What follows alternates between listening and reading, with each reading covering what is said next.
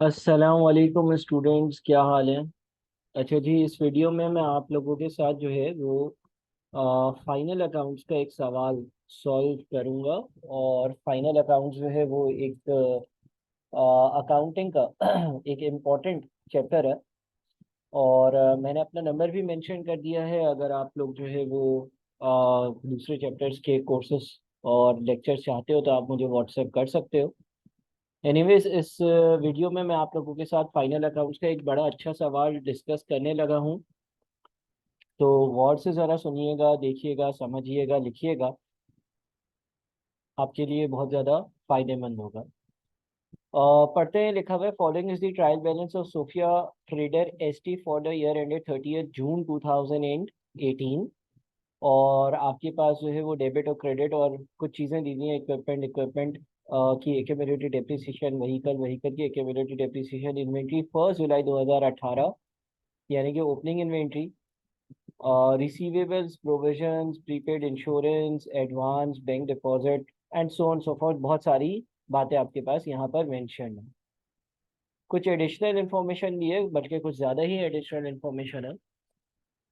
और करना क्या है आपने, सवाल की जो रिक्वायरमेंट है ना वो है प्रिपेयर स्टेटमेंट ऑफ प्रॉफिट और loss for the year ended 30 June 2018।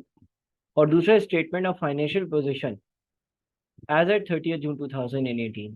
और 22 मार्क्स का सवाल है, तो अच्छा सवाल है। इससे आपकी बड़ी अच्छी प्रैक्टिस होने वाली है। और पहली रिक्वेस्ट तो ये होगी कि आप वीडियो को पॉज कर कर अच्छे से सवाल की सारी इंफॉर्मेशन जो है ना वो अच्छे से रीड कर लें। क्योंकि मैं तो पहले ही ये सवाल रीड कर चुका हूँ। बहरहाल आप जो है वो इसको अच्छे से अगर रीड कर लेंगे तो आपके लिए आसानी होगी। और ऊपर ये सारे जितने भी बैलेंसेस हैं इसको भी एक बार रीड कर लें, एक बार देख लें। और ताकि आपके नज़रों से अमाउंट्स गुजरी हुई हों जब मैं सॉल्व कर रहा हूँ। सॉल्व करने के लिए मैं कोशिश करूंगा कि कम से कम टाइम में चीज़ें सॉल्व करूँ, लिहाजा मैं जो है वो कोशिश करूंगा कि वक्त बचाऊं। और छोटे वीडियो में मैं पूरा काम जो है वो कर दूं, तो आप इस सवाल को रीड ज़रूर करें। अच्छा, अब जब हम स्टेटमेंट ऑफ प्रॉफिट और लॉस बनाते हैं तो सबसे पहले हम अपना सेल्स रेवेन्यू लिखते हैं। ठीक है जी। तो ये मेरे पास ट्रायल बैलेंस दिया हुआ है। ट्रायल बैलेंस में बहुत सारी चीज़ें हैं, आपने रीड करी भी होंगी। इसमें आपके पास सेल्स रेवेन्यू जो लिखा हुआ रहा है वो है 32350। तो मैं यहाँ पर जो है वो अपना statement of profit and loss account बनाता हूँ। फॉर्मेटिंग पर खास ख्याल नहीं रखूंगा, मैं ख्याल रखूंगा कॉन्सेप्ट्स आपके जो है ना वो अच्छे बन जाएं। फॉर्मेटिंग के लिए आप जो है वो मुझसे आईकेप का आंसर मांग सकते हो। तो उसमें आपको जो है वो फॉर्मेटिंग अच्छे से मिल जाएगी। और अगर आपको किसी और टॉपिक के लेक्चर चाहिए तो आप मुझे व्हाट्सएप कर सकते हो। तो सबसे पहले हम सेल्स लिख देते हैं। और देखिए, सेल्स तो हमें एज इट इज दी हुई है। सेल्स का अमाउंट दिया हुआ है 32350। इसकी कोई एडिशनल इंफॉर्मेशन है नहीं जिसकी कोई एडजस्टमेंट हो, कोई बात हो। जहाँ होगी वहां पर मैं आपको जरूर बता दूंगा, इसीलिए मैं कह रहा हूँ सवाल अच्छे से जरूर रीड कर लें। अच्छा, अब इसके बाद जो है ना यहाँ पर हमें सवाल में रिटर्न्स दिए हैं। और रिटर्न्स के आगे एक 9560 का बैलेंस है और एक 700 का बैलेंस है। ठीक है। जो रिटर्न इनवर्ड्स होते हैं ना उसका नेचर डेबिट नेचर होता है। तो अगर रिटर्न्स के आगे डेबिट में 9570 लिखा है तो ये होगा आपका सेल्स रिटर्न। और अगर क्रेडिट के नीचे 700 लिखा है तो ये आपका होगा परचेज रिटर्न। तो हम यहाँ पर सेल्स में से अपने फॉर्मेट के हिसाब से इसमें से लेस कर दिया करते हैं सेल्स रिटर्न का अमाउंट। सेल्स रिटर्न का जो अमाउंट अमाउंट है वो हमारे पास जो है वो 950 है। और इस तरह से हमारी नेट सेल्स आ जाएगी 31,400। ये हमारी नेट सेल्स है। नेट सेल्स के बाद जो पोर्शन होता है वो होता है हमारा कॉस्ट ऑफ गुड्स सोल्ड का। कॉस्ट ऑफ गुड्स सोल्ड का पोर्शन जिसमें ओपनिंग स्टॉक आता है, उसमें परचेजेस को ऐड करते हैं, सो ऑन सो फॉर्थ। तो सवाल में आपके पास जो प्रॉफिट एंड लॉस अकाउंट बनाना है वो 30 जून 2018 का बनाना है। और आपके पास यहाँ पर इन्वेंट्री दी हुई है 5500 और इसके साथ लिखा हुआ है 1 जुलाई 2017 की इन्वेंट्री, यानी कि ओपनिंग इन्वेंट्री। ओपनिंग स्टॉक आपको दिया हुआ है, ओपनिंग इन्वेंट्री आपको दी हुई है, तो हम यहाँ पर ओपनिंग इन्वेंट्री लिख देते हैं। Opening inventory 5500। इसमें हमें परचेजेस का अमाउंट जो है वो ऐड करना होता है। तो हम अगर हम अपना सवाल और उसका डेटा देखें तो देखें आपके पास कहीं पर परचेजेस हैं, बिल्कुल परचेजेस हैं। परचेजेस के साथ लिखा हुआ है 21,000 रुपये। ठीक है जी, परचेजेस के साथ लिखा हुआ है 21,000 रुपए। तो मैं यहाँ पर परचेजेस लिख देता हूँ और परचेजेस के साथ मैं लिख देता हूँ 21,000 रुपए का अमाउंट। अच्छा, अब परचेजेस जो हैं ये तो टोटल परचेजेस होंगी। ये हमारे पास जो परचेजेस होंगी इसमें से रिटर्न्स माइनस होने चाहिए, परचेज रिटर्न माइनस होना चाहिए, नेट परचेज हमें प्रॉफिट एंड लॉस अकाउंट में लिखनी होती है। तो परचेज रिटर्न्स में यहाँ पर अगर आप देखें तो 700 का अमाउंट आ रहा है, 700 का अमाउंट आ रहा है, 700 का अमाउंट आ रहा है। लेकिन अब हम चलते हैं कुछ मजीद बातों की तरफ, एडिशनल इंफॉर्मेशन की तरफ। और हमारे पास बहुत सारी एडिशनल इंफॉर्मेशन यहाँ पर अवेलेबल है। इन एडिशनल इंफॉर्मेशंस को अगर हम एक बार गो थ्रू कर लें, देख लें, तो देखिए पहली जो एडिशनल इंफॉर्मेशन है उसमें लिखा हुआ है cost of closing physical inventory वो 7.4 मिलियन, ये क्लोजिंग इन्वेंट्री की वैल्यू दी हुई है। Inventory includes goods costing 240,000 which were damaged in the warehouse. These goods can be sold for rupees 250,000 after incurring a cost of 16,000. ये closing inventory से relevant बात है। Rent includes payment of annual rent of 240,000, rent यानी कि operating expenses में आता है, उससे रेलेवेंट बात है। प्रीपेड इंश्योरेंस, इंश्योरेंस की बात है, यानी कि अगेन ये भी अमाउंट हमारा जो एक्सपेंसेस का होता है उसमें आता है। 4 में क्या लिखा हुआ है? Suspense account represent goods returned by ST which were debited to suppliers account। ठीक है। अच्छा, सस्पेंस अकाउंट क्या होता है सर? देखिए, कभी अगर कंपनी से ट्रायल बैलेंस बैलेंस ना हो, ये एरर्स के चैप्टर की वैसे बात है। कभी अगर कंपनी से ट्रायल बैलेंस ना हो, कंपनी ने कोई एरर कर दिया हो, तो टेम्पररी तौर पर कंपनी एक अकाउंट खोल लेती है और उसका नाम दे देती है सस्पेंस अकाउंट, और उसमें वो अमाउंट जो है ना वो लिख कर और ट्रायल बैलेंस को, डेबिट और क्रेडिट को बैलेंस कर देती है। मजीद डिस्कशन सस्पेंस अकाउंट के लेक्चर या लेसन में भी है। अब यहाँ पर हुआ क्या है? Suspense account represents goods return by ST. ST कौन है? एसटी है सोफिया ट्रेडर, यानी कि हम लोग हैं। Suspense account represents goods return by ST which were debited to suppliers account. अच्छा जी, जब हम गुड्स रिटर्न करते हैं, जब हम गुड्स को वापस करते हैं, जब हम गुड्स जो है वो अपने सप्लायर को दोबारा से वापस कर देते हैं, तो हम एंट्री क्या पास करते हैं? हम अपने पास एंट्री पास कर देते हैं, हम अपने सप्लायर का अकाउंट जो है वो डेबिट कर देते हैं, यानी कि पेबल्स का अकाउंट डेबिट कर देते हैं। ठीक है। और हम रिटर्न आउटवर्ड्स या परचेज रिटर्न्स को क्रेडिट कर देते हैं। अब वो बोलते हैं suspense account represents goods return by ST which were debited to suppliers account. Suspense account represent करता है जो हमने गुड्स को रिटर्न किया था उसको, और जो हमने सप्लायर के अकाउंट में डेबिट किया था। तो सप्लायर का जो अकाउंट है उसको क्या डेबिट ही करना चाहिए था? बिल्कुल। जो हमारा सप्लायर का अकाउंट है उसको तो हमें डेबिट ही करना चाहिए था, और क्रेडिट करना चाहिए था रिटर्न आउटवर्ड्स को। तो फिलहाल मेरा जहन, मेरा दिमाग मुझे ये कहता है, ये बताता है कि भाई शायद मैंने जो रिटर्न आउटवर्ड्स की अमाउंट जो ऊपर लिखी हुई है ना वो सही नहीं लिखी है। और मेरे ख्याल में जो रिटर्न आउटवर्ड्स होने चाहिए वो 700 नहीं बल्कि 750 होने चाहिए, यानी कि 50 रिटर्न आउटवर्ड्स कम रिकॉर्ड है ना। तो रिटर्न आउटवर्ड जो है वो 700 तो यहाँ से आ रहा है, 700 तो यहाँ से आ रहा है। देखें हुआ क्या, ये होना चाहिए था, सुनिएगा जरा गौर से, ये डबल एंट्री होनी चाहिए थी, payables debit, return outwards credit. आपने आपने सिर्फ और सिर्फ पेएबल को डेबिट किया हुआ था, तो आपका ट्रायल बैलेंस बैलेंस नहीं हो रहा था, और इसीलिए आपने फिर एंड में सस्पेंस अकाउंट को क्रेडिट कर दिया, तो इसीलिए सस्पेंस अकाउंट का क्रेडिट बैलेंस नजर आ रहा है। अब जब आपको ये गलती आपकी पता चल गई तो आप इसको सही कैसे करते हो? सस्पेंस अकाउंट को दोबारा डेबिट कर देते हो, और जो चीज रिकॉर्ड करी ही नहीं है रिटर्न आउटवर्ड्स, उसको रिकॉर्ड करने के लिए उसको क्रेडिट कर देते हो। ये अगेन मैं कहूंगा कि सस्पेंस अकाउंट की ट्रीटमेंट्स और करेक्शन ऑफ एरर्स के चैप्टर से रेलेवेंट है। बहरहाल ये डबल एंट्री पास हो रही है अभी, और इसीलिए हमारे रिटर्न आउटवर्ड्स जो है वो हम 750 पर रिकॉर्ड करेंगे। सस्पेंस अकाउंट और एरर्स वाले लेक्चर्स जो है वो आप देख लीजिएगा एक बार, तो आपको ये बात और क्लियर भी हो जाएगी। तो इसका मतलब हो गया कि मेरी जो नेट परचेजेस है वो 21,000 माइनस 750, 20,250 है। इसके बाद आ जाती है बारी क्लोजिंग इन्वेंट्री या क्लोजिंग स्टॉक की। क्लोजिंग इन्वेंट्री या क्लोजिंग स्टॉक की इन्वेंट्री बात आ जाती है। अच्छा देखिए, सवाल में आपके पास यहाँ पे लिखा हुआ है बुलेट नंबर 1 पे, cost of closing physical inventory was 7.4 million. 7.4 million की हमारे पास इन्वेंट्री थी। Inventory includes goods costing 240,000 which were damaged in the warehouse. These goods can be sold for 250,000 after incurring a cost of 16,000। अच्छा जी, तो ये तो एक चीज हो गई, ये एक इन्वेंट्री से रेलेवेंट चीज हो गई। उसे ये बोला कि 7.4 मिलियन की टोटल इन्वेंट्री है। 7.4 मिलियन की जो टोटल इन्वेंट्री है, इसमें से 240,000 की इन्वेंट्री जो है ना वो डैमेज्ड है, तो इसका मतलब डैमेज इन्वेंट्री 240,000 हो गई। दूसरी इन्वेंट्री कितनी हो गई? दूसरी इन्वेंट्री 716,000 हो गई।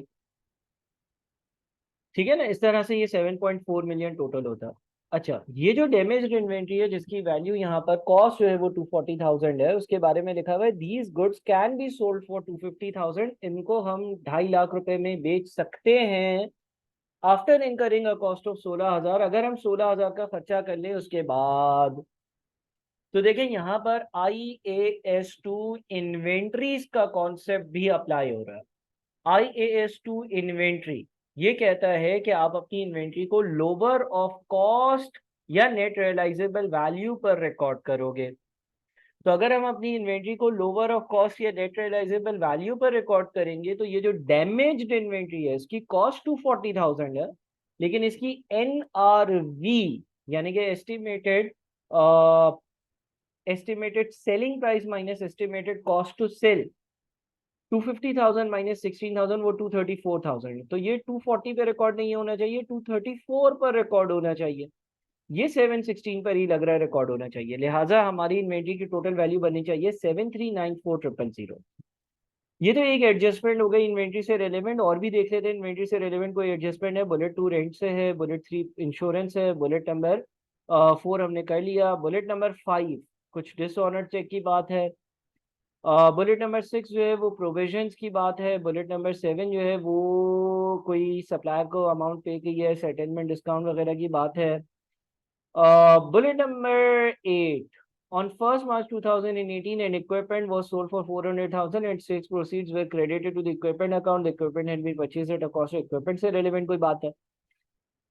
Bullet number 9. Advance represents 40% made for purchase of vehicle. Remaining balance would be this. No entry was passed for the vehicle. और बुलेट नंबर 10 है ST depreciates equipment, depreciation से relevant है। तो क्या आपको कोई इन्वेंट्री से रेलेवेंट और बात नजर आती है? हम फिर भी देख लेते हैं एक बार। अच्छा जी, हमारे पास इन्वेंट्री से रेलेवेंट फिल वक्त तो कुछ नजर नहीं आता, लेकिन फिर भी हम एक बार वापस से देख लेते हैं। हमने एक एडजस्टमेंट तो ये वाली कर दी, ठीक है। तो मेरे ख्याल में हमारे पास इन्वेंट्री जो है उससे रेलेवेंट कुछ भी नजर नहीं आता, तो ये 7394000 की इन्वेंट्री होगी। यहाँ पर क्लोजिंग इन्वेंट्री आ जाएगी 7394000। और 000 तो हम इन थाउजेंड ही वर्किंग्स कर रहे हैं तो हटा देते हैं। तो ये क्लोजिंग इन्वेंट्री हो गई हमारी। क्लोजिंग इन्वेंट्री जब ये हो गई तो opening stock add net purchases less closing stock, ये हमारे पास जो है वो कॉस्ट ऑफ गुड्स सोल्ड आ गया।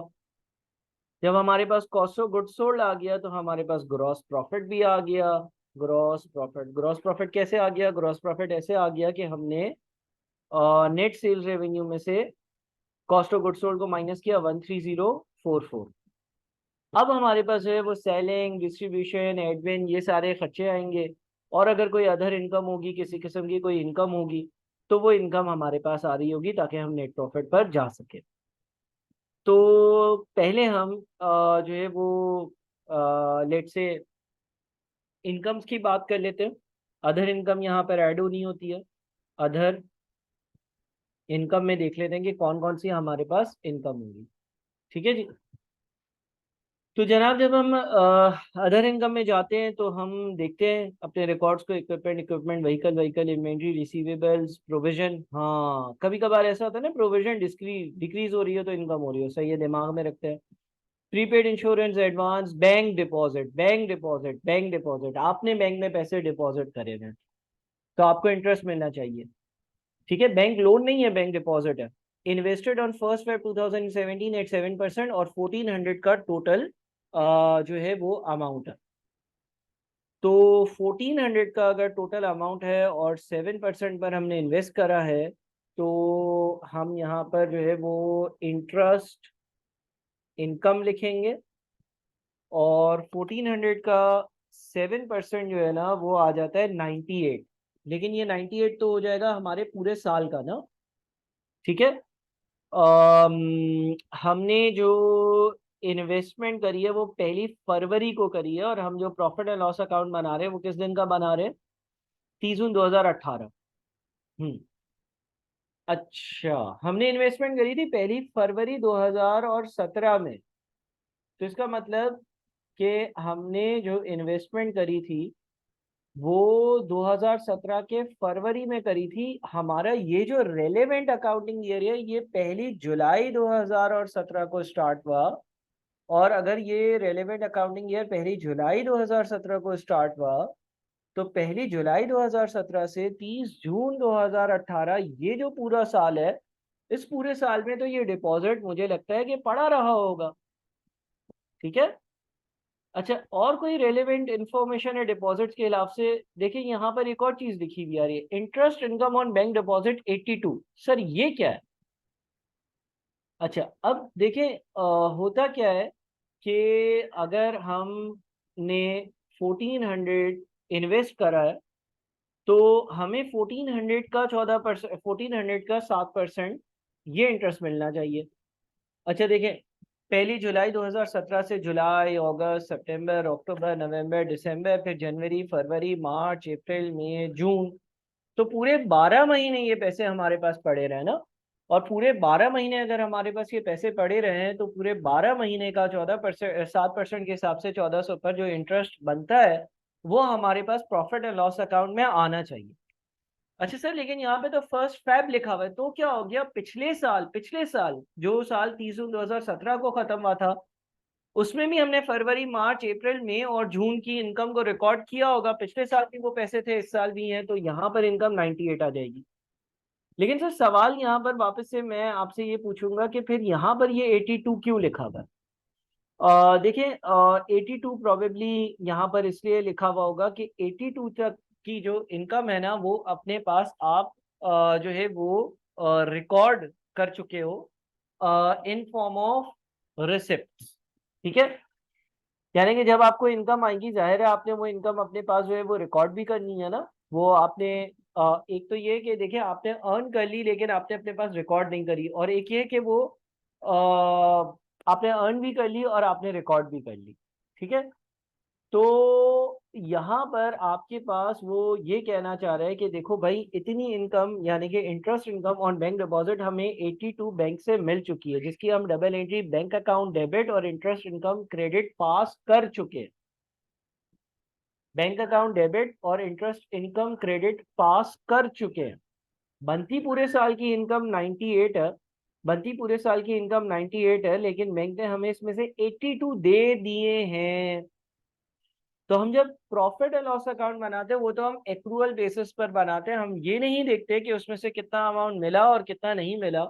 बहरहाल इस 98 का ब्रेकअप क्या है? इस 98 का ब्रेकअप ये है कि 82 मिल चुके हैं, और बचे हुए जो 16 होंगे वो अभी मिलेंगे। तो मैंने यहाँ पर इंटरेस्ट इनकम आप समझ लो 82 + 16 से रिकॉर्ड करनी है। Bank debit interest income credit 82 का हो चुका है, लेकिन बाकी 16 की डबल एंट्री क्या पास होगी? बाकी 16 की डबल एंट्री पास होगी रिसीवेबल डेबिट, एक करंट एसेट डेबिट 16 रुपए, और इंटरेस्ट इनकम क्रेडिट 16 रुपए। तो बहरहाल इस तरह से ये हमारे पास 98 आ रहा होगा। ठीक है। इसमें वो पोर्शन शामिल है जो रिसीव अभी नहीं किया लेकिन अर्न कर लिया, ये हमारे पास रिसीवेबल्स जो होंगे, करंट एसेट्स होंगे, उसमें आ रहा होगा। अच्छा, इसके अलावा अगर हम देखते हैं तो कैश है, capital, drawings, payables, accrual, sales, purchase, return, salaries, discount. Discount आ रहा है। दो तरह के डिस्काउंट होते हैं, एक कहलाता है डिस्काउंट अलाउड और एक कहलाता है डिस्काउंट रिसीव्ड। डिस्काउंट अलाउड का डेबिट बैलेंस होता है, वो हमारे एक्सपेंस होता है, 270 तो हमारे एक्सपेंस होगा, 220 हमारी इनकम होगी, 220 हमारी इनकम होगी। लेकिन देख लेते हैं कि इसके बारे में भी कुछ और इन्फॉर्मेशन है या नहीं।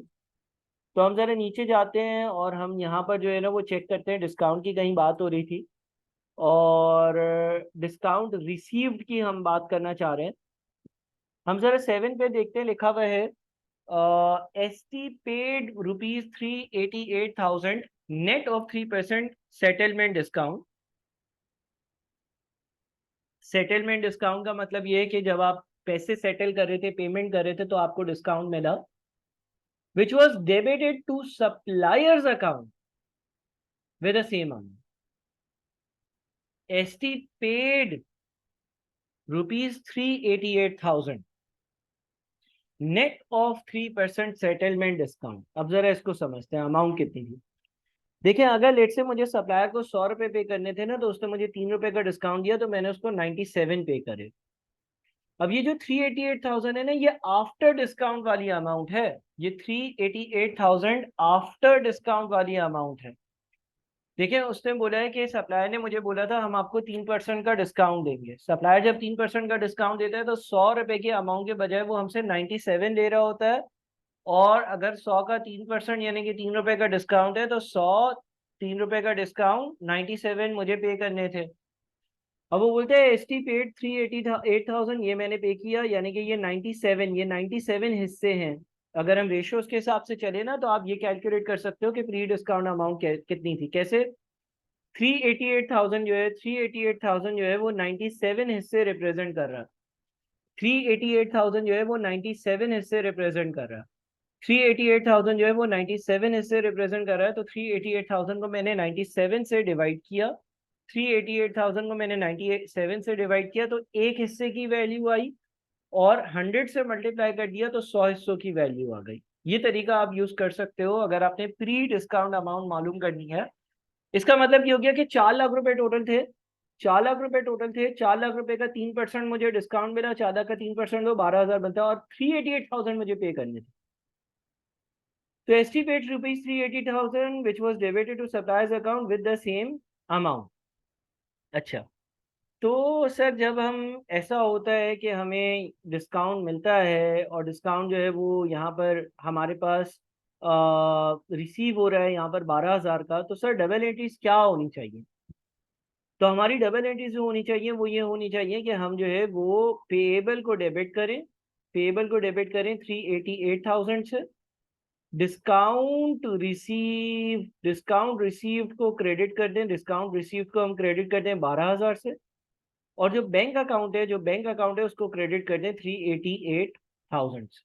ठीक है, वापस पढ़ लें। ST paid ₹388,000 net of 3% settlement discount which was debited to suppliers account with the same amount.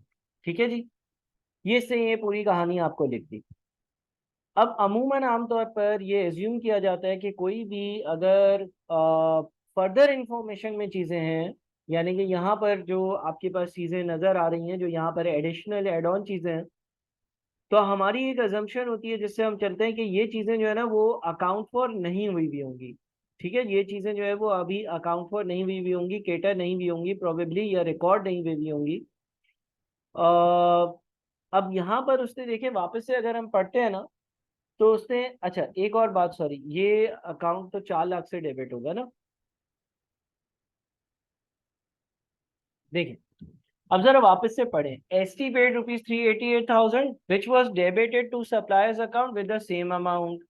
देखिए, एंट्री होनी क्या चाहिए थी? एंट्री होनी चाहिए थी कि आप पेएबल्स को 4 लाख से डेबिट करो, डिस्काउंट रिसीव 12,000 से क्रेडिट, और बैंक अकाउंट 388,000 से क्रेडिट।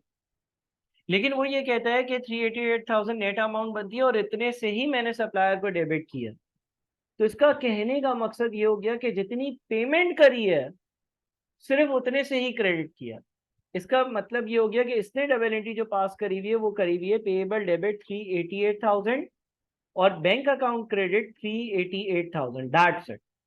इसने जो डबल एंट्री पास करी हुई है वो करी हुई है पेएबल डेबिट 388,000 और बैंक अकाउंट क्रेडिट 388,000।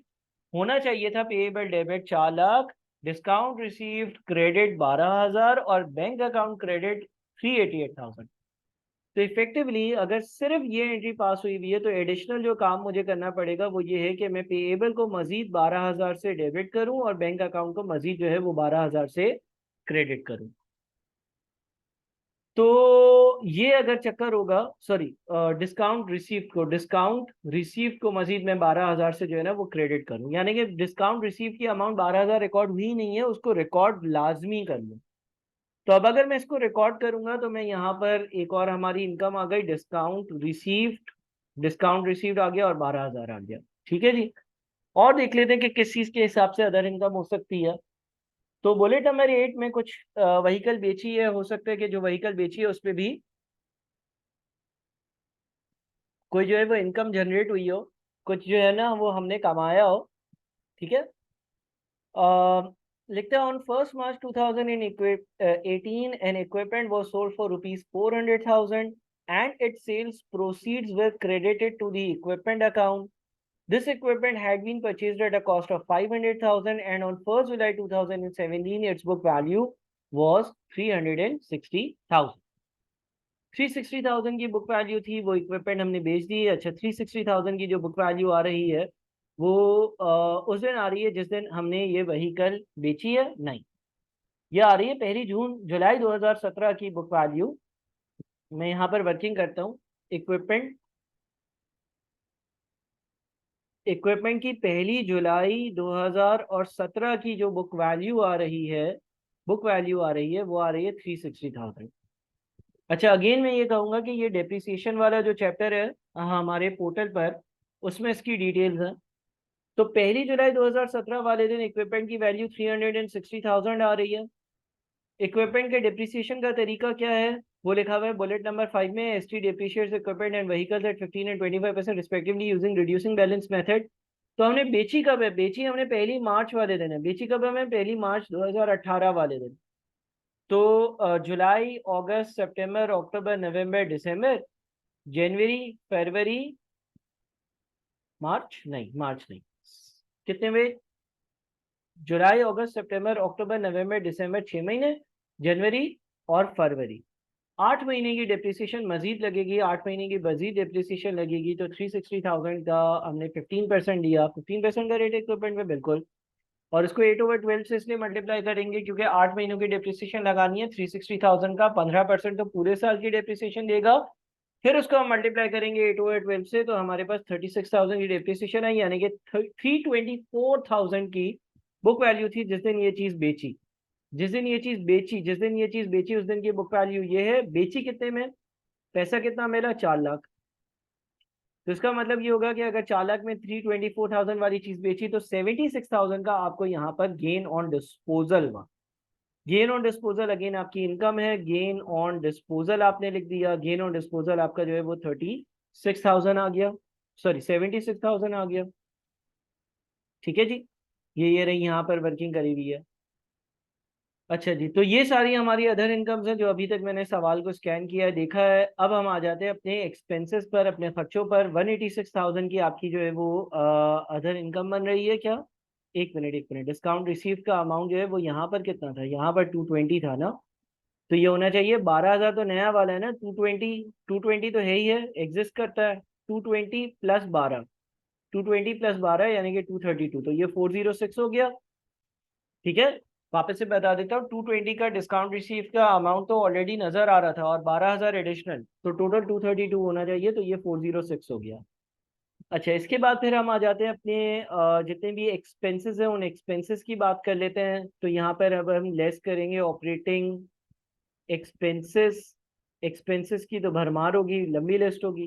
देख लेते हैं।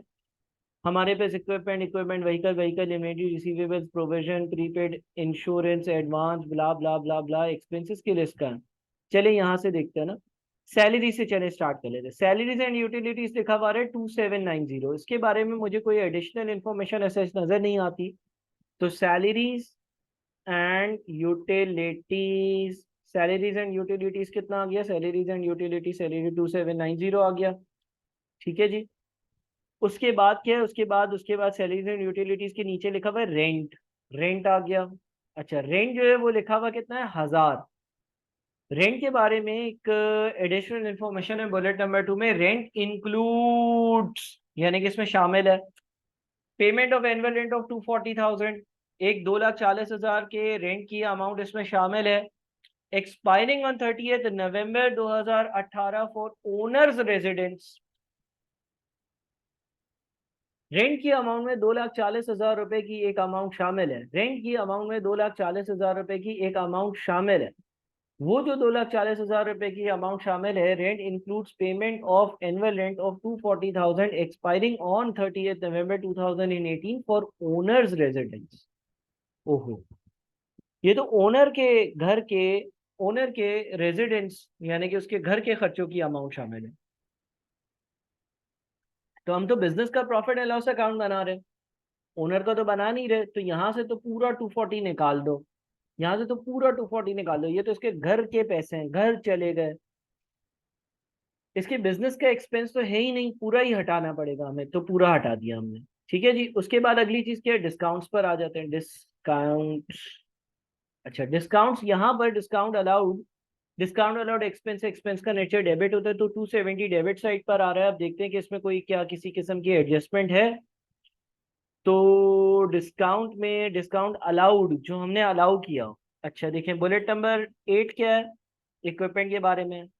9 क्या है, advance represents 40% payment for purchase of vehicle, remaining balance will B, अच्छा है ये कोई एडवांस है। 10 डिप्रिसिएशन के बारे में।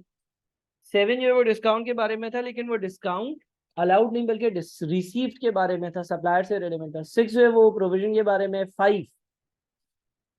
5 कुछ डिसऑनर चेक की बात करता है। 4 और कोई पॉइंट है क्या?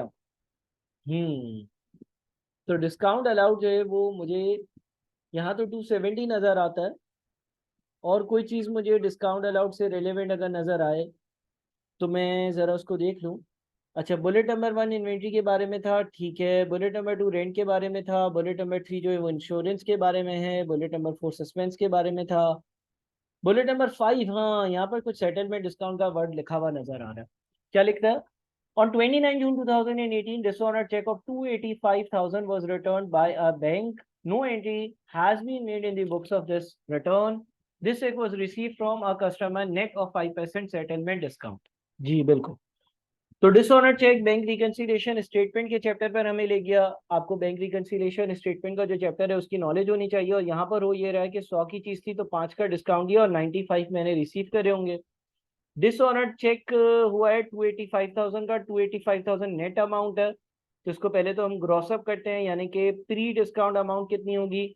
285,000 जो है वो 95 हिस्से बता रहा है, 285 जो है वो 95 हिस्से बता रहा है, तो 95 से डिवाइड किया, 100 से मल्टीप्लाई किया, इसका मतलब टोटल अमाउंट होगी 3 लाख। 3 लाख का जो है वो हमने डिस्काउंट दिया होगा, 3 लाख का 5% डिस्काउंट होगा, और 15,000 रुपये डिस्काउंट माइनस कर 285,000 की अमाउंट होगी। देखिए जब आपको ये चेक मिला होगा और आपने डिस्काउंट दिया होगा तो आपने एंट्री पास करी होगी, discount allowed debit 15,000, bank account में आ गए 285,000, और आपने डेटर को जो है ना वो क्रेडिट कर दिया होगा 300,000 से। लेकिन जब चेक डिसऑनर हो जाता है तो उसकी एंट्री रिवर्स हो जाती है। बैंक रिकंसिलिएशन स्टेटमेंट के जो लेक्चर्स हैं उसको जरूर देखिएगा। तो अब वापस से डेटर जो है वो डेबिट हो जाएगा 300,000 से, बैंक अकाउंट जो है वो क्रेडिट हो जाएगा 285,000 से, और डिस्काउंट अलाउड जो है ना वो क्रेडिट हो जाएगा 15,000 से। पूरी एंट्री रिवर्स हो जाएगी। तो जो डिस्काउंट अलाउड आपने पहले डेबिट किया था यानी कि रिकॉर्ड किया हुआ था वो भी रिवर्स होगा 15,000 से। तो होगा ये कि डिस्काउंट्स में आपके पास जो अमाउंट आएगी ना वो 270 नहीं आएगी, बल्कि आएगी 270 माइनस 15, यानी कि 255 का डिस्काउंट आएगा। फिर आ जाते हैं हम, अगली चीज देख लेते हैं, अदर एक्सपेंसेस है। अदर एक्सपेंसेस जो मुझे नजर आ रहे हैं, इंश्योरेंस है, बेड डेट्स है। अच्छा जी, अदर एक्सपेंसेस का अमाउंट जो है वो लिखा हुआ है 480,000। ठीक है, 480,000 अदर एक्सपेंसेस है, कोई एक्सपेंस होंगे। और इसके बारे में भी देख लेते हैं कि कोई इंफॉर्मेशन है। वापस से बुलेट नंबर 1 इन्वेंट्री के बारे में था, बुलेट नंबर 2 रेंट के बारे में था, बुलेट नंबर 3 इंश्योरेंस के बारे में। चलिए इसको अकाउंट फॉर कर लेते हैं ना। बुलेट नंबर 3 जो इंश्योरेंस का क्या कहता है, Prepaid insurance represents premium which expired on 31st of January 2018, while insurance represents annual premium which is expiring on 31st of January 2019. वो बोलता है कि जो ऊपर आपके पास इंश्योरेंस की यहाँ पर अमाउंट नजर आ रही है 300,000 की, ये जो आपको 300,000 की अमाउंट नजर आ रही है, इस 300,000 की अमाउंट का नेचर क्या है? ये आपकी एक इंश्योरेंस है जो 31 जनवरी 2019 तक की है। ठीक है, वापस से अगर बुलेट 3 पढ़ें, pre paid insurance represents premium which expired on 31st January 2018, while insurance represents annual premium which is expiring on 31st January 2019। वो ये कहता है कि आपके पास एक तो प्रीपेड इंश्योरेंस आ रही है, देखते हैं जरा, आ रही है कहीं? हाँ, प्रीपेड इंश्योरेंस 1 जुलाई 140। अच्छा, अब आपने एक्रूवल्स एंड प्रीपेमेंट्स के चैप्टर पे जाना है। आपके पास ओपनिंग प्रीपेड इंश्योरेंस आ रही है 1 जुलाई 2017 की। जो ओपनिंग प्रीपेड इंश्योरेंस है उसका मतलब ये होता है पिछले साल मैंने इंश्योरेंस ज्यादा पे कर दी थी और वो थी इस साल की। ओपनिंग प्रीपेड इंश्योरेंस है विच मींस पिछले साल मैंने इस साल का एक्सपेंस पे कर दिया था। और सवाल में उसने लिखा है कि ये जो प्रीपेड इंश्योरेंस है 140 की, ये इस साल के 31 जनवरी 2018 तक की है। देखिए, हम जो प्रॉफिट एंड लॉस अकाउंट बना रहे हैं वो 1 जुलाई 2017 से 30 जून 2018 तक का बना रहे हैं। 1 जुलाई 2017 से 30 जून 2018 तक का बना रहे हैं। तो 1 जुलाई 2017 से लेकर 30 जून 2018 तक एक साल होता है। उसमें से 1 जुलाई 2017 से जो यहाँ पर डेट लिखी हुई है 31 जनवरी 2018, ये जो 7 महीने हुए इसकी जो इंश्योरेंस है वो 140 वाली है, क्योंकि जो ओपनिंग प्रीपेड थी जो पिछले साल मैंने ज्यादा पे किया था वो इस साल के जनवरी तक का था। और फिर जो अमाउंट यहाँ पर इंश्योरेंस की आ रही है 300, ये 300 पूरी इस साल की नहीं है, बल्कि उसने कहा कि इंश्योरेंस के अमाउंट में जो आपको 300 नजर आ रहा है वो एनुअल प्रीमियम है, और वो एनुअल प्रीमियम 31 जनवरी 2019 तक का है। यानी कि ये 300 की अमाउंट 12 महीनों की है, ये 300 की अमाउंट 12 महीनों की है, तो मैंने 12 से पहले किया डिवाइड। और इस साल कौन से महीने आएंगे? इस साल आएगा फरवरी, ठीक है, क्योंकि 31 जनवरी 2018 तक की तो 140 में कवर हो गई। तो इस साल आएगा फेब, मार्च, अप्रैल, मई, जून, 5 महीने। तो 300 को मैंने 12 से डिवाइड किया और 5 से मल्टीप्लाई किया, और उसमें मैंने बाकी अमाउंट ऐड कर दिया, तो 265। अच्छा सर, ये जो बाकी 300 डिवाइडेड बाय 12 इंटू 7 होगा, यानी कि जो आपने जुलाई, अगस्त, सितंबर, अक्टूबर, नवंबर और दिसंबर और जनवरी 2018 19 तक, सॉरी 19 तक की जो पेमेंट करी है, जो 7 महीनों का पहले से इस साल पे कर दिया, वो कहाँ आएगा? वो जब हम बैलेंस शीट बनाएंगे तो उसमें करंट एसेट्स में एज अ एसेट शो होगा, बिकॉज वो अगले साल का हमने अभी से पे कर दिया। ठीक है जी, इस पॉइंट को अच्छे से देखिएगा, बड़ा अच्छा ये जो है ना बड़ी अच्छी ट्रीटमेंट थी। अच्छा, उसके बाद फिर बेडेट्स की अमाउंट यहाँ पर 106 लिखी हुई है, इसको भी देख लेते हैं। 1 हो गया, 2 हो गया, 3 हो गया, 4 हो गया, 5 भी हो गया, 6। ST maintain the provision 4% provision against the trade receivables. Company जो है वो 4% का जो है ना वो प्रोविजन बनाती है, 4% का वो प्रोविजन बनाती है रिसीवेबल्स का। ठीक है जी, तो रिसीवेबल्स का प्रोविजन बनाती है, तो यहाँ पर एक और एक्सपेंस आना चाहिए, प्रोविजन फॉर बेड डेट्स। ठीक है जी, प्रोविजन फॉर बेड डेट्स भी आना चाहिए ना, क्या ख्याल है? अच्छा, इसके अलावा क्या है भाई? इसके अलावा आपके पास ST मेंटेन द प्रोविजन हो गया, ST पेड, ये हमने अकाउंट फॉर कर लिया। 8 पे हमने इक्विपमेंट बेचकर इनकम कमाई, वो भी अकाउंट फॉर कर ली। 9 में क्या लिखा हुआ है? Advance represents 40% payment for purchase of vehicle. Remaining balance will be paid in September. No entry was passed when the vehicle was delivered on 1st of July. Oh, sorry, 1st of June. खैर, और क्या है expenses से relevant? इधर कुछ है, provision का opening दिया हुआ है। चले हम प्रोविजन की और बेडेट्स की वर्किंग कर लें। बेडेट्स की अमाउंट के बारे में मुझे कुछ नहीं नजर आता, तो 106 ऐसे ऐसे ही लिख देता हूँ। प्रोविजन की वर्किंग हम कैसे करते हैं भाई? हम देखते हैं कि हमारी ओपनिंग कितनी है, ठीक है ना। ओपनिंग प्रोविजन हमारी कितनी है, प्रोविजन फॉर डाउटफुल डेट्स 220। अच्छा, क्लोजिंग कितनी होगी, रेट कितना है प्रोविजन का, ST maintenance are 4% provision against trade receivables. अच्छा, रिसीवेबल्स कितने हैं, रिसीवेबल्स है 5350। रिसीवेबल्स की जो वैल्यू आ रही है वो आ रही है 5350। तो सबसे पहला काम हमें क्या करना होगा, सबसे पहला काम हमें ये करना होगा कि हम 5350 का ले लेते हैं 4%। ठीक है जी, 5 मैं यहाँ पर वर्किंग करता हूँ। 5350 का 4%, 5350 का 4% 214 है। और ओपनिंग प्रोविजन कितनी है, ओपनिंग प्रोविजन 220 है। ओपनिंग प्रोविजन कितनी है, ओपनिंग प्रोविजन 220 है। इसका मतलब ये हो गया कि प्रोविजन क्या हो रही है, प्रोविजन जो है ना वो तो डिक्रीज हो रही है, प्रोविजन जो है ना वो तो डिक्रीज हो रही है कि नहीं, या इंक्रीज हो रही है।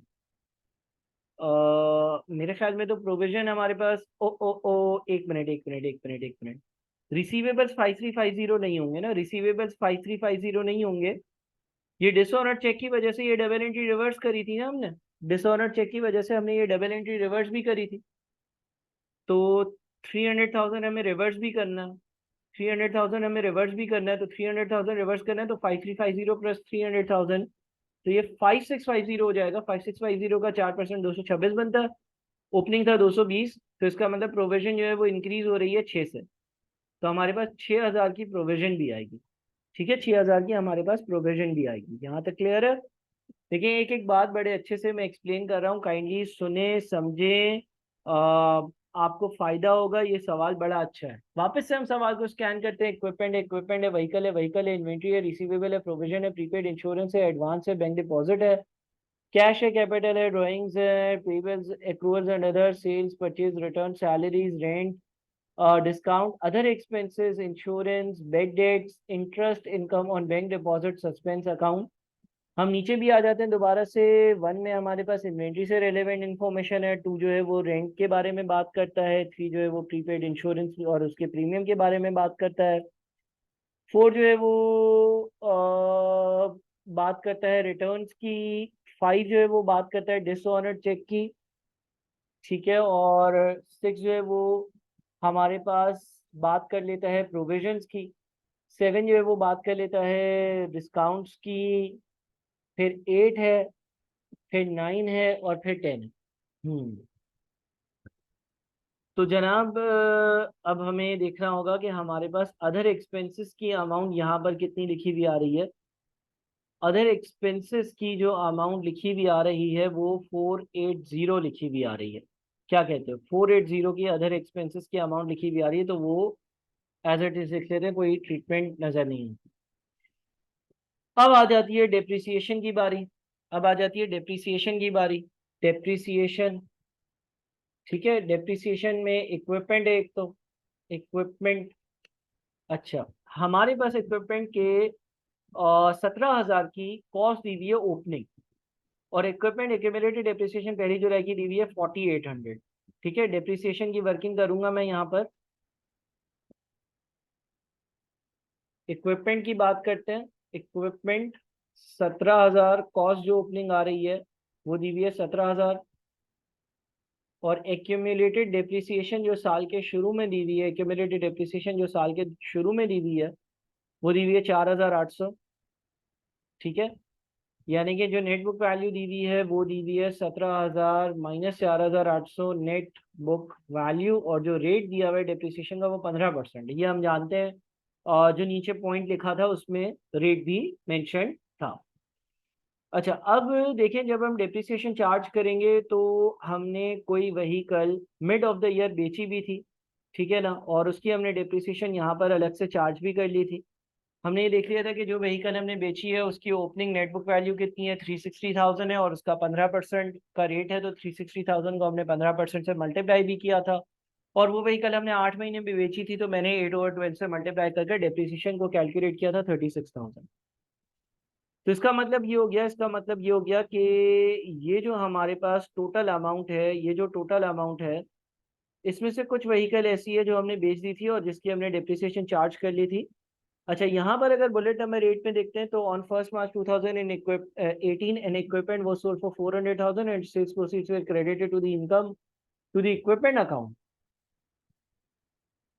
This equipment had been purchased at a cost of 500,000 and on 1st July its book value was 360,000. पहला काम तो देखें गौर से ये कर लेते हैं कि 500,000 और 360,000. देखिए इसमें भी बड़ी नाजुक सूरत हाल है, गौर से सुनिएगा, गौर से समझिएगा. जो इक्विपमेंट हमने बेची उसके बारे में क्या लिखा हुआ था? जो इक्विपमेंट हमने बेची उसके बारे में क्या लिखा हुआ था? जो इक्विपमेंट हमने बेची है ना, वो 5 लाख की हमने खरीदी थी और उसकी नेट बुक वैल्यू स्टार्टिंग में, साल के शुरू में 360,000 थी. सॉरी, नेट बुक वैल्यू 360,000 है. हाँ, जो इक्विपमेंट हमने बेची, सवाल ये कहता है कि एक इक्विपमेंट आपने बेच दी थी, उसकी डेट दी, उसका इनकम गेन और लॉस भी हमने कैलकुलेट किया. लेकिन सवाल ये कहता है कि जो इनकम आपने बेची साल के पहले दिन, उसकी नेट बुक वैल्यू 360,000 थी और वो आपने खरीदी 500,000 की थी. ठीक है. और इसकी फिर हमने मजीद जितना टाइम इसको चलाया उसकी डेप्रिसिएशन भी हमने चार्ज कर ली ना. हमने 360,000 का 15% लिया था और मेरे ख्याल में उसका 8/12 किया था, तो 36,000 आ रहा था. ये है डेप्रिसिएशन 2018 वाले साल में जो आनी चाहिए. अब ये वो ट्रीटमेंट्स है जो डेप्रिसिएशन का चैप्टर आपका पक्का होगा तो आएंगी, तो डेप्रिसिएशन के चैप्टर से लिंक्ड है. देखिए ये टोटल है साल के शुरू में जितनी भी इक्विपमेंट थी, ये वो वाली इक्विपमेंट है जो आपने ड्यूरिंग द ईयर बेच दी. इसमें से 500,000 इसकी कॉस्ट है और 140,000 इसकी एक्यूमुलेटेड डेप्रिसिएशन थी और 360,000 इसकी नेट बुक वैल्यू थी साल के पहले दिन. जब बेचा तब तो नेट बुक वैल्यू कुछ और थी. जब बेचा तब तो नेट बुक वैल्यू 360 माइनस 36 यानी कि 324 थी. अब हम एक काम करते हैं, 17,000 में से 500 माइनस कर देते हैं, तो ये वो वाली व्हीकल्स आ जाएंगी जिसको हमने पूरा साल इस्तेमाल करा या बेचा नहीं. इसी तरह से 4,800 में से 140 माइनस कर देते तो ये उन इक्विपमेंट्स की ओपनिंग नेटबुक वैल्यू आ जाएगी. जो हमने ड्यूरिंग द ईयर नहीं बेची है. ठीक है. लेकिन एक और मसला है यहाँ पर. मसला क्या है? अगर आप पॉइंट नंबर 8 पढ़ते हो तो उसमें लिखा हुआ है on 1 March 2018 an equipment was sold for 400,000 and its sales proceeds were credited to the equipment account. Sales proceeds का मतलब जो पैसा आया.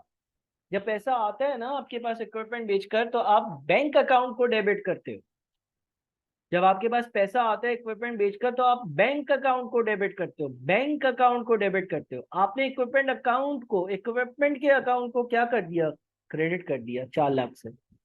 ये जो आपके पास पैसा आया, बोलते हैं 4 लाख रुपए आए, करना क्या चाहिए था? Bank account debit. कर क्या दिया आपने? इक्विपमेंट का अकाउंट क्रेडिट. यानी कि इक्विपमेंट की वैल्यू या इक्विपमेंट के अकाउंट का जो बैलेंस है वो मजीद आपने रिड्यूस कर दिया. यानी कि सही बैलेंस जो होना चाहिए वो ये प्लस 400,000, 16,900 होना चाहिए.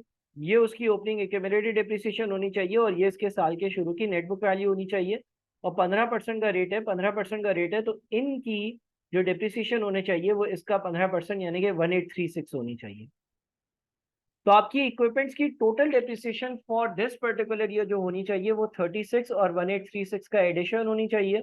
36 उन एसेट्स की डेप्रिसिएशन है जो मैंने कुछ अरसा इस साल में इस्तेमाल कर बेच दिया, और 1836 उन एसेट्स की डेप्रिसिएशन है जो मैंने पूरे साल इस्तेमाल करे. तो इन दोनों का एडिशन कितना बनता है? इन दोनों का एडिशन बनता है 1872.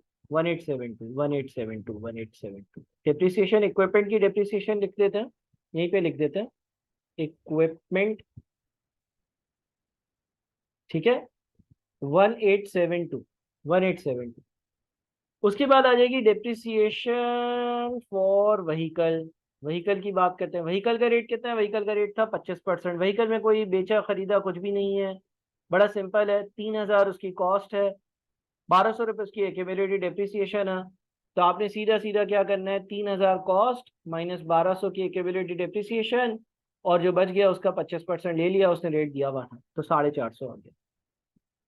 तो भाई फाइनली हमारे पास सारे एक्सपेंसेस आ गए। बहुत लंबी चौड़ी वर्किंग थी, अच्छे से देखिएगा तो चीज़ें बेहतर रहेंगी, समझ आएंगी।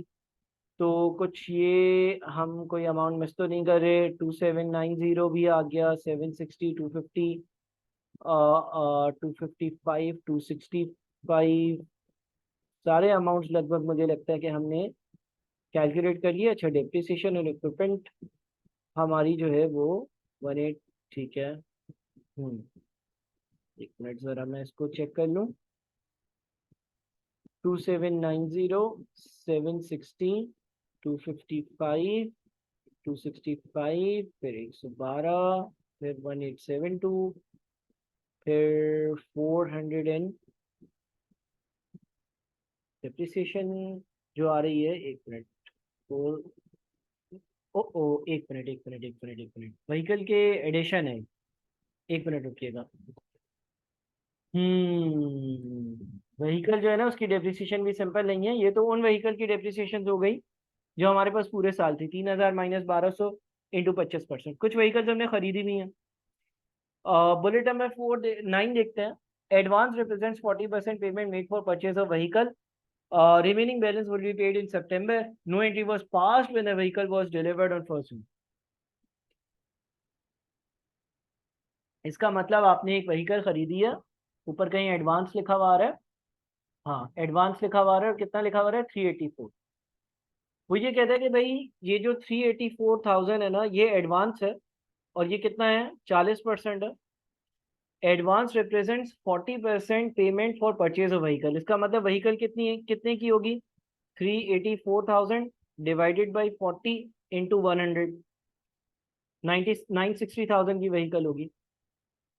40% हमने एडवांस दे दिया था, बाकी पैसे हम देंगे सितंबर में, और इसकी एंट्री नहीं पास करी। तो एंट्री पास करेंगे तो हमारे पास व्हीकल का अकाउंट डेबिट होगा। व्हीकल हम रिकॉर्ड करेंगे, व्हीकल का अकाउंट डेबिट होगा 960,000 से। बैंक से हम पैसे करेंगे पे, जो करें हैं वो हमने कितने करे हैं? एडवांस रिप्रेजेंट्स, अच्छा 40% सही है। Remaining balance will be paid in September, no entry was passed when the vehicle, एक minute, when the vehicle was delivered on 1st June. अच्छा सही है। देखें, आपने एडवांस की तो एंट्री पास करी हुई थी, मैं ज़रा दोबारा से समझाता हूँ उसको। आपने व्हीकल वाले को एडवांस दिया हुआ था, आपने एडवांस दिया था, तो आपने डबल एंट्री पास कर दी थी, एडवांस डेबिट 384,000, और बैंक अकाउंट क्रेडिट 384,000। ये हो चुका था। आपने एडवांस दिया हुआ था, एडवांस डेबिट और बैंक अकाउंट क्रेडिट, ये काम हो चुका था। फिर वही व्हीकल की डिलीवरी आनी थी। अच्छा, फिर लिखा हुआ है कि भाई बकाया पैसे जो है ना वो हम सितंबर 2018 को पे करेंगे। लेकिन व्हीकल हमारे पास 1 जून को आ गई, तो जब 1 जून को व्हीकल आई होगी उसकी एंट्री पास नहीं करी। उसकी जब ये एंट्री पास करेगा तो उसको एंट्री पास करनी चाहिए थी व्हीकल डेबिट 960,000 पूरे अमाउंट से। जी सर, पूरे से अमाउंट से, क्योंकि अब तो व्हीकल आ गई ना, अब तो व्हीकल आपके पास आ गई। तो व्हीकल डेबिट 960,000, एडवांस मेच्योर हो जाएगा तो वो क्रेडिट हो जाएगा 384,000 से, और बाकी जो है ना पेबल में अमाउंट आना चाहिए, क्योंकि बाकी अमाउंट हमने व्हीकल का पे करा ही नहीं है। ठीक है। अब जब व्हीकल में 960,000 का अमाउंट ऐड होगा, और 1 जून को आपके पास व्हीकल आ गई थी, तो उसकी भी 1 महीने की डिप्रिसिएशन होगी, तो इसमें हमें ऐड करना पड़ेगा प्लस 960 इंटू 25% इंटू 1/12, 470। ठीक है जी।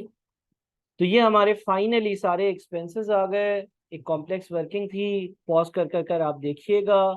और अब हम आ जाते हैं अपने नेट प्रॉफिट पर। अच्छा जी, नेट प्रॉफिट कैसे आएगा भाई? ये आपके पास जो है वो ग्रॉस प्रॉफिट, ग्रॉस प्रॉफिट में हमने अदर इनकम्स को ऐड किया और एक्सपेंसेस को माइनस किया। ये अगर एक्सेल फाइल चाहिए हो आप मुझे व्हाट्सएप कर दीजिएगा।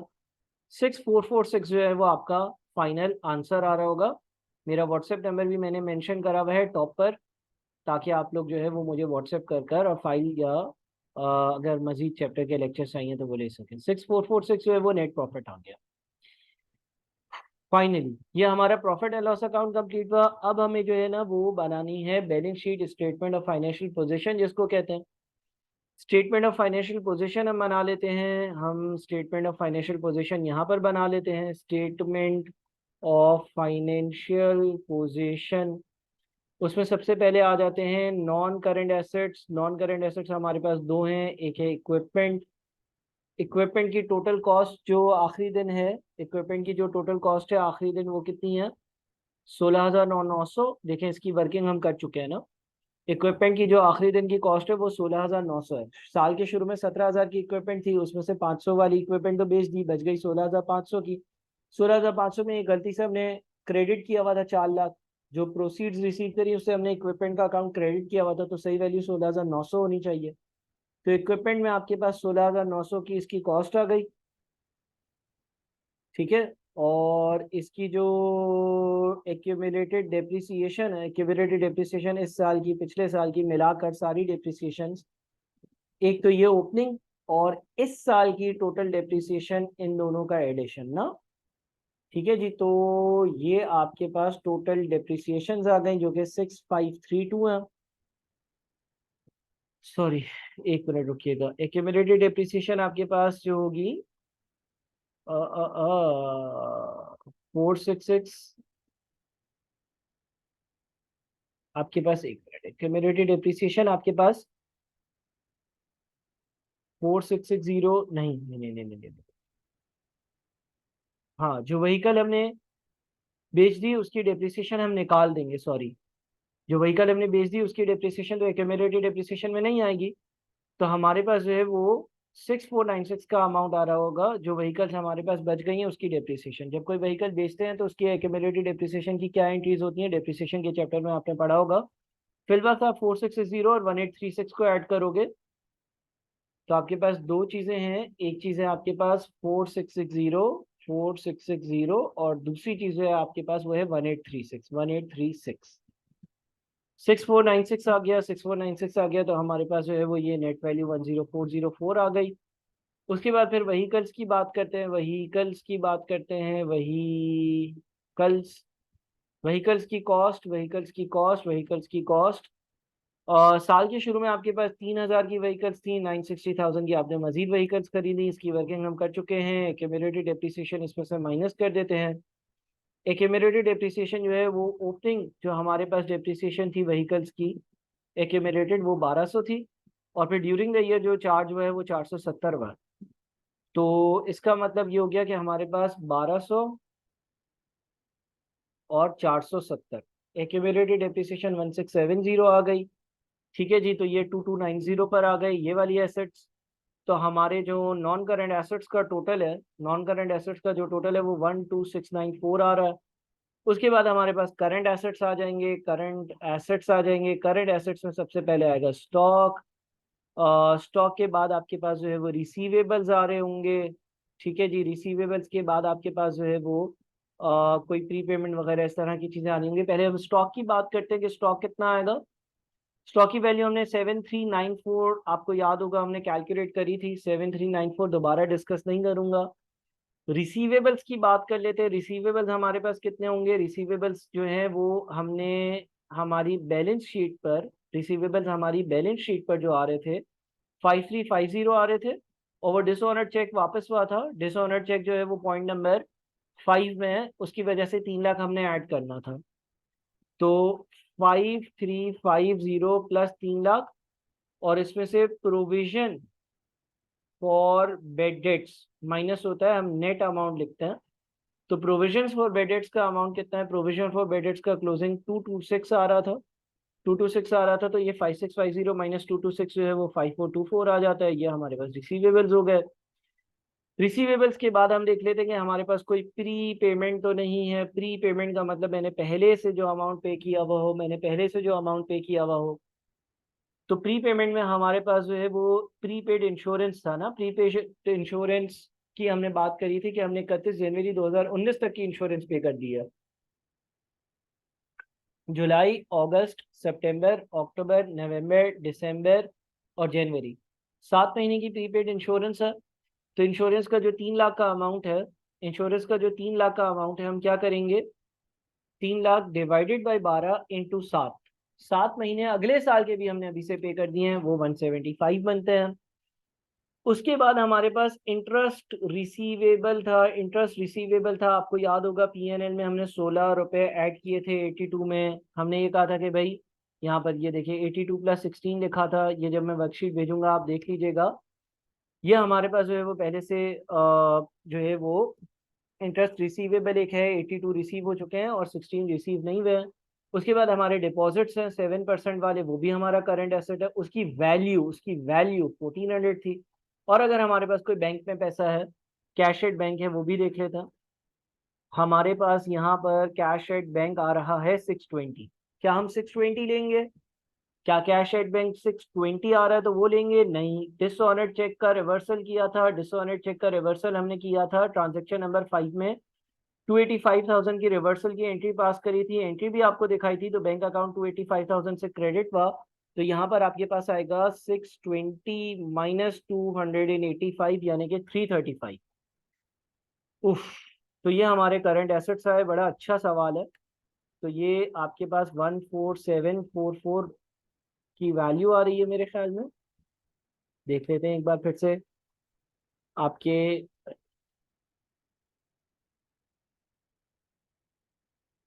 चलिए, स्टॉक 7394,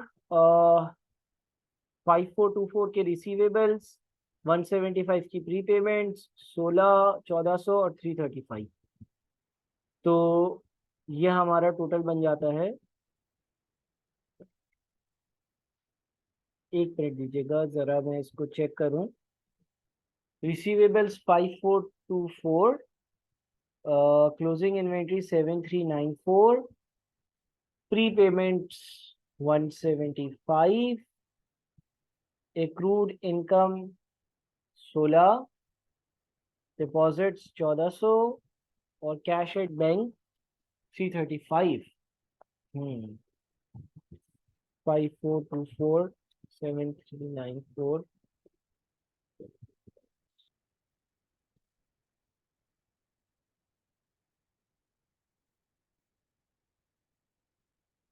चलिए, और हमारे पास जो टोटल बनता है, total of all assets, total of all assets क्या बनता है? 27438, 27438 हमारे पास टोटल बनता है सारे एसेट्स का। ठीक है जी, 27438 हमारे पास सारे एसेट्स का जो टोटल है वो बन रहा है। ठीक है जी, अब हम आ जाते हैं इक्विटी एंड लायबिलिटी वाले पोर्शन पर। इक्विटी एंड लायबिलिटी वाले पोर्शन पर, इक्विटी एंड लायबिलिटी वाले पोर्शन पर आते हैं। उसमें हमारे पास एक तो कैपिटल होगा, इक्विटी की पहले बात कर लेते हैं। इक्विटी, इक्विटी में हमारे पास ओपनिंग कैपिटल आना चाहिए, उसमें profit during the year add होना चाहिए, कोई ड्राइंग्स है तो वो माइनस होनी चाहिए, इस तरह से हमारा क्लोजिंग कैपिटल आता है। अच्छा जी, सबसे पहले ओपनिंग कैपिटल की बात करते हैं। Opening capital, opening capital, opening capital 16,000। Opening capital हमारे पास 16,000 का नजर आ रहा है, 16,000। प्रॉफिट हमने क्या कमाया ड्यूरिंग द ईयर? 6446 का हमने प्रॉफिट कमाया, 6446 का हमने प्रॉफिट कमाया। ड्राइंग्स हमारी कितनी है? ड्राइंग्स हमारी कितनी है देखते हैं, यहाँ पर कोई ड्राइंग्स आ रही हैं? सवाल में ड्राइंग्स आ रही है 352 की, 352 की ये ड्राइंग्स आ रही हैं। और साथ में आपको याद होगा कि हमने जो है ना वो बुलेट नंबर 2 में लिखा हुआ था, rent includes payment of annual rent of 240,000 expiring on 30th November for owners residence. अपने घर के लिए 240,000 का बिल पे किया था, तो वो भी ड्राइंग्स है।